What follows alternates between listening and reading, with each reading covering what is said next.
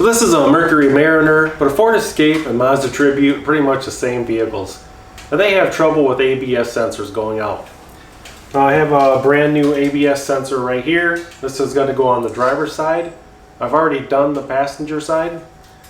And I'll put a link in the description below for Amazon on how to get those. So basically, how do you know which sensor is bad? If you have a code reader that tells you the ABS sensors, this will say like front passenger or front driver. Or if you don't have one of these, and if you want to take this car to a mechanic, you're looking at about $200 to have it replaced. Or you can just buy all new sensors. They're roughly around $20 to $30 and put in all new ones yourself. But we're going to switch this one out and I'll show you step by step on how to do it. So when you have a bad ABS sensor, you're going to get an ABS light like that one right there. Or you may get a four-wheel drive indicator light. So if you have a four-wheel drive vehicle, it may flash on and off as well. And that could also be because of an ABS sensor.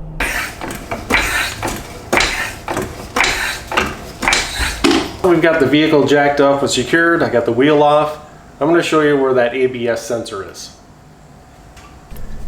Right there is the screw holding the sensor in place to the hub. And if you just follow this up, it attaches to a bracket right here. And then it goes up and around behind the shock absorber, attaching right there. And then it follows up along this bracket here, up through there. And then it's going to go inside the fender well where the connection is to be made. So I'm going to start first by removing the screw holding the sensor into the hub. And you're going to use a 5/16 socket to remove that screw.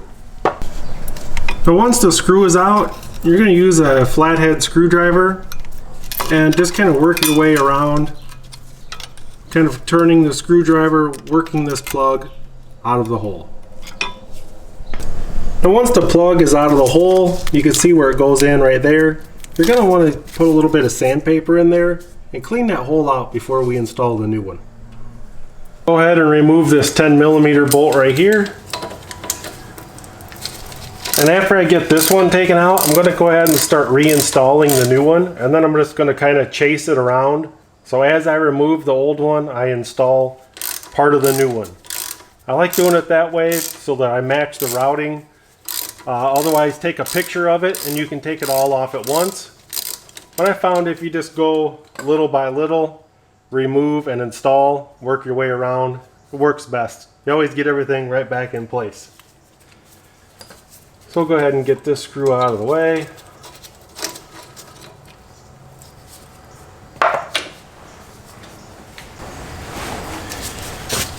I've got the old one kind of hanging over here. I'm going to start installing this new one right here. So I'll put the screw right back in that you just took out. We'll tighten this up.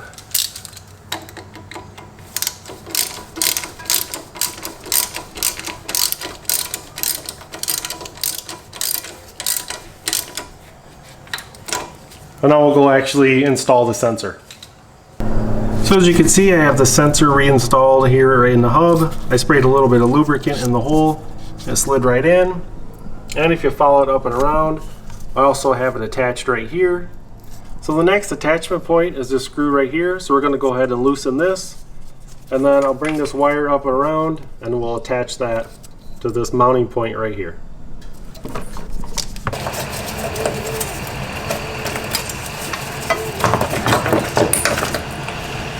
And now simply put the new sensor bracket in place where you took the old one out. Go ahead and tighten this up. And then we'll move on to the next mounting location. So as you can see, this is the new ABS sensor. I have the old one hanging here. The next mounting location is this push tab. So we're going to need to pull this old one out. We'll go ahead and remove this with some vice grips. And now with the old holder out, you simply push this one here in.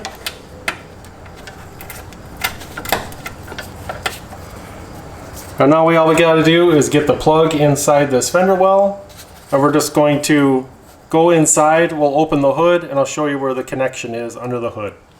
So with the hood open, we're working on the driver's side of the vehicle. And right down in here, I'll zoom in, is the connection. You can see there's a little push tab right there. On the right hand side, you just push that in and pull that apart. And once you have the connection inside disconnected, you simply pull out this plug right through there. And now we have our entire old ABS sensor harness completely out. And the new one, all we do is thread this through that hole, and we'll go inside the hood and make the connection, and then we'll push this in. You can see the connector there. I have it together, and you can see a little bit of light going through that hole. We'll go ahead and push in that hole cover.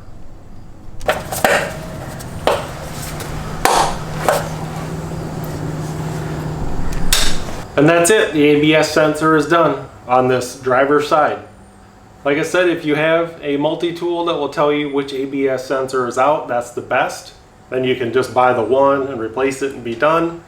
If you don't, you can replace them all for about $100, and that way you know for sure that you have all new ABS sensors.